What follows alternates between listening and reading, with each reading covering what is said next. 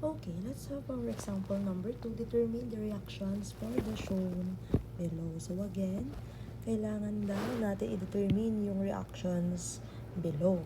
Okay, so how are we going to find the reactions below?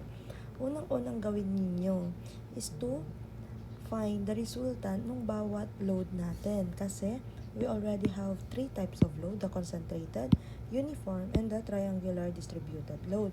Hindi nyo naman din sila moment or sa summation forces vertical dahil magkakaiba yung unit nilang lahat. Therefore, kailangan muna nating hanapin ang kanilang resultant. Okay, so we have here the uniform load.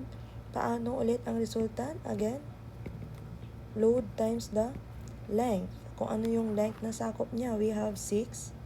So, again, nag-a-act siya sa gitna ng ating load. So, we have 6 times 3 is equals to 18 kilonewton dahil na-cancel out na yung meter. Next, yung ating triangular distributed load, nag-a-act siya sa ating given distance. Ano ba yung D1 natin? From the vertex, meron tayong 2/3 length. This one is from vertex. And yung D2 natin is 1/3 L. So, hindi po siya nag-a-act sa gitna. So, para sa ating resultant ng triangle, we have 1/2 load times height. Okay, so we have 1/2 times 15 times 3. So, ilan po ang ating value? We have 22.5 kilonewton. Okay. Next, pwede na nating hanapin ang reactions sa bawat support. Again, ano yung mga formula natin? Summation moment, summation forces vertical, and summation forces horizontal. Okay. Ano ba yung next na ipoprovide natin? Identify natin kung ano yung una nating gagamiting equation. So, meron tayong 2 unknowns, kaya summation moment po muna tayo. Moment is saan tayo magmo-moment? Any of the two. Pwede ka mag-moment kay 1, pwede ka mag-moment kay 2. Try natin kay 1. Summation moment at reaction 1 equals 0. Clockwise is positive. Okay. I-moment natin lahat ng forces. Si 12 kilonewton, iikot ng clockwise. 12, positive 12 times 1.5. Si 18 kilonewton, iikot ng clockwise din. So, positive 18.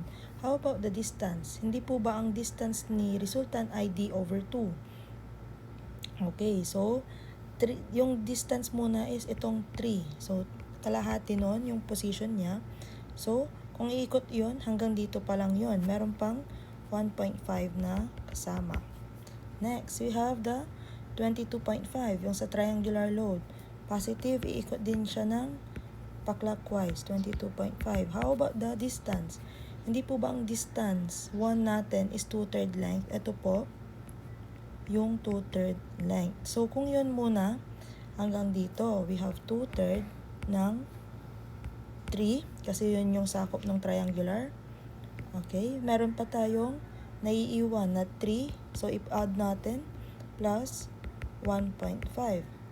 Next, meron pa tayong R2. Iikot siya ng pa-counterclockwise. Kaya negative R2 plus yung kanya mga distance. We have 3 plus 3 plus 1.5 equals 0. So, ang ating R2 o yung reaction natin kay support 2 ay 3 over 2 plus 1.5. Let's just type muna.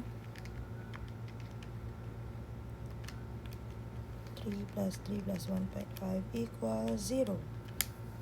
We have a value of 29.1 kilonewton. So, nahanap na natin yung value ng support 2. Okay. Next, ano pa yung pwede natin gamitin? Nawala na si summation moment. We have summation forces vertical. Okay. Let's continue. Summation forces vertical is equals to 0. Upward is positive. Okay. Lahat ng downward is negative. Negative 12 minus 18 minus 22.5. And lahat ng upward forces ay positive. So, plus yung value ng R2 na 29.1 plus yung unknown natin na reaction 1 is equals to 0. Therefore, ang value po natin is negative 12, negative 18, minus 22.5 plus 29.1 plus reaction 1. We have 23.4 kilonewton. So, ganun po tayo magsasolve ng mga support sa ating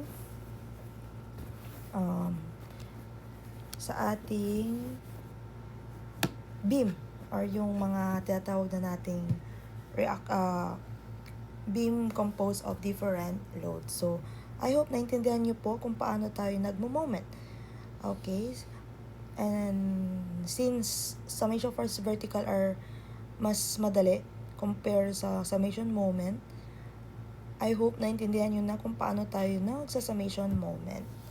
Okay, so if you ever have a question, please do message me and have a good day. Thank you.